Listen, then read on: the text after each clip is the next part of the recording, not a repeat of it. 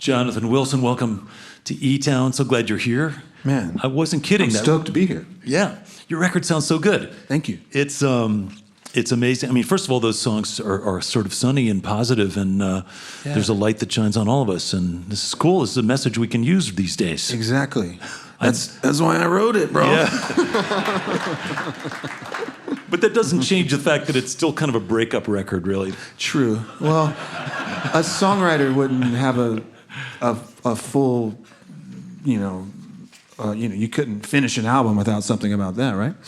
No, you couldn't start a record without something like that. But it's an incredibly lush record, as you said. I mean, 150 tracks on a song. Some of them, yeah. A lot. It's funny, painters talk about when they know that a painting is done, you're painting. Yeah. When you're the guy and you're in the studio and you're playing all this stuff and you've already got 137 tracks on a song, how do you know when it's done? You just have to polish off those last 13 and then you're like...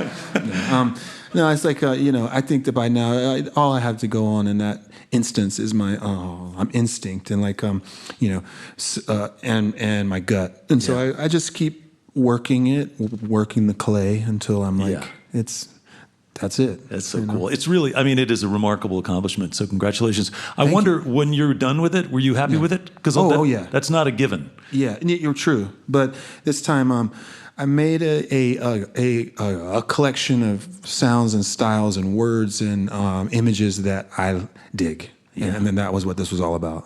Yeah. It's really cool. It's got some timeless songs, some sort of songs from sounds from every era. Yeah. I knew I was in for a ride when the first song mentions Nelson Rockefeller, Little Jimmy Dickens, Houdini, and Frank Zappa. They're all in the first song. So okay, get ready. We're going to go. Cool. And do you have a hard time after hearing those songs in that full production way for so long, just going out and playing with an acoustic guitar? And no, this is that's where they started. Yeah. For the most part, they did some from the piano, but I dig this. This like the stripped down thing. It's sort of the basis of the song and what's there. And, right. And I'm definitely not trying to hide my songs in luscious stuff. Well, you've got the skills to be able to do both things, and not everybody does. I want to go back just a little bit. You grew up in Western North Carolina. I've spent some time back there and in and around Spindale and WNCW land. I can kind of picture the landscape. Your dad was in a band, and what kind of songs did they play? Well, his band, mainly they were very influenced by the British songs of the day of the 60s.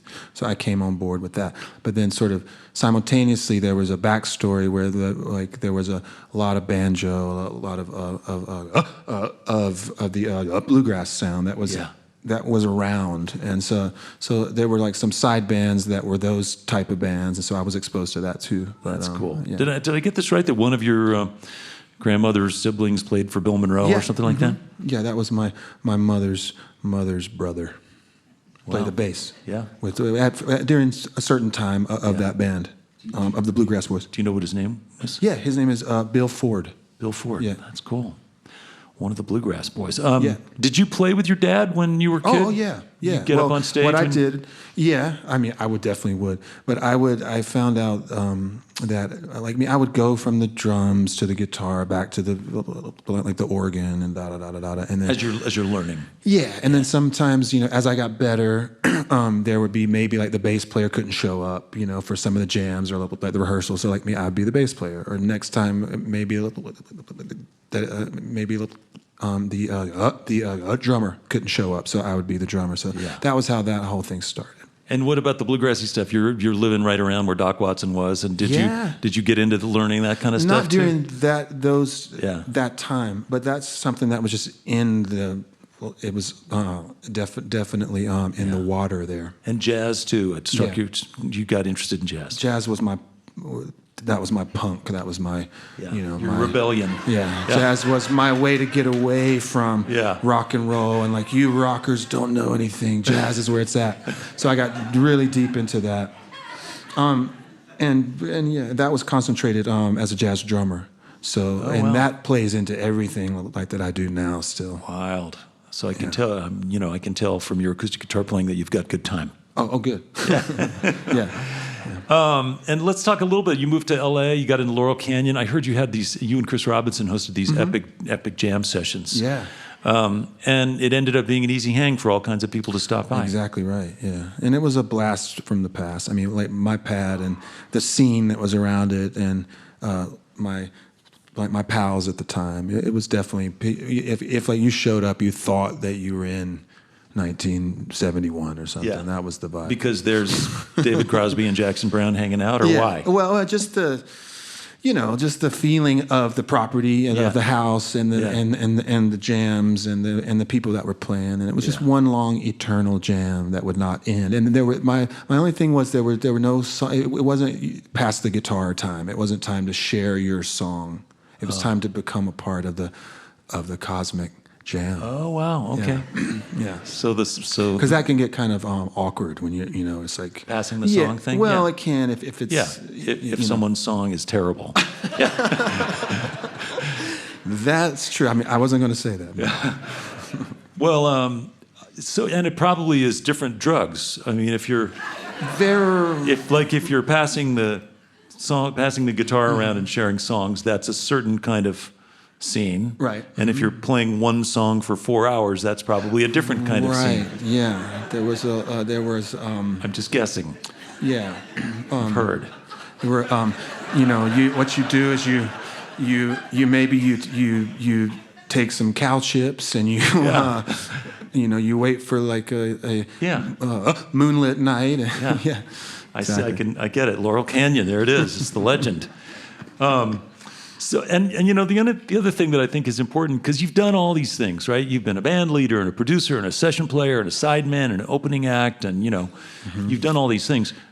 The hang is important. Your ability to be able to just be friendly with a bunch of people is kind of how this whole thing works, isn't it? Yeah, that's definitely true. Yeah, and that's huge. Yeah. I wonder, I know that at one point you did a long tour behind a new record, and you were like gone for like a year and a half, and you came out and you came back and realized, oh, I lost $100,000 on that tour. Yeah. Did you sort of think maybe I'm going to go work at the post office for a little while, or I'm going to try a different avocation? It was a come to Jesus moment that it spawned these songs, the new songs, and it also spawned a long gap of me really having to figure out like, okay, I'm going to have to write some songs that are going to connect, not only in the States but in Scandinavia with all these fans, and so it's got to stick out, and the only way to do that is if I do something that is exclusively me, that's my thing, not me trying to be Crosby, Stills and Nash or something, you know what I mean? So that was a long sort of arduous thing to figure out, and but I think that I got there, and you did the opposite of what I said, which is you came back. Not with your tail between your legs after having lost $100,000 by touring for a year and a half, and you said, okay, now I'm going to double down. I'm going to try harder. I'm going to try to lift my song and my scene and my recordings and my name and reputation up, so that people I won't just make a record that people won't hear. Right. I'll make a record that they'll love. Yeah. I mean, I still lost a couple of bucks. But no, that being said, that was now things. But it's an investment. Much better. Yeah. Cool. And as I mentioned earlier, it is kind of a breakup record. Are things going a little better for you these days in that regard? Yeah. Okay. Good. Yeah. Good. Yeah, I'm ecstatic. I'm ecstatically engaged. Oh, good for you! Congratulations to a wonderful gal. That's great. All right. Well, Jonathan, I'm really glad you're here. Thanks for sharing your music. Let's get back to music, and welcome back, if you would, to eTown, Jonathan Wilson. Cool.